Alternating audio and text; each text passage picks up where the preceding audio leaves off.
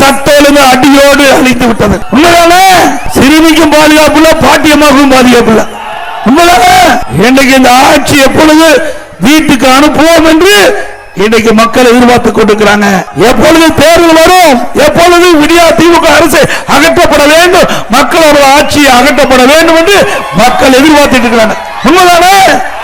இன்றைக்கு கொங்கு மண்டலத்தில் முதியோர்கள் எங்க வசிக்கிறாங்களோ அந்த பகுதியில அந்த வீட்டை குறி வச்சு அந்த முதியோர்களை தாக்கி கொலை செஞ்சு அவர் வீட்டில் இருக்கிற பொருள் கொள்ளையடிச்சிட்டு போறாங்க. இப்படிப்பட்ட ஆட்சி தேவையா? இன்றைக்கு தமிழகத்தில் சட்ட ஒழுங்கு அடியோடு சீர்குலைந்து விட்டது. எங்க பார்த்தாலும் போதைப் பொருள் விற்பனை, போதைப் பொருள் விற்பனை விற்காத இடமே இல்லை. கிராமத்திலிருந்து நகரம் வரை போதைப் பொருள் தங்கு தடை இல்லாம கிடைக்குது. திராவிட முன்னேற்ற கழகம் ஆட்சி பொறுப்பேற்று ஒரே ஆண்டில் போதைப் பொருள் விற்பனை தொடங்கிவிட்டது.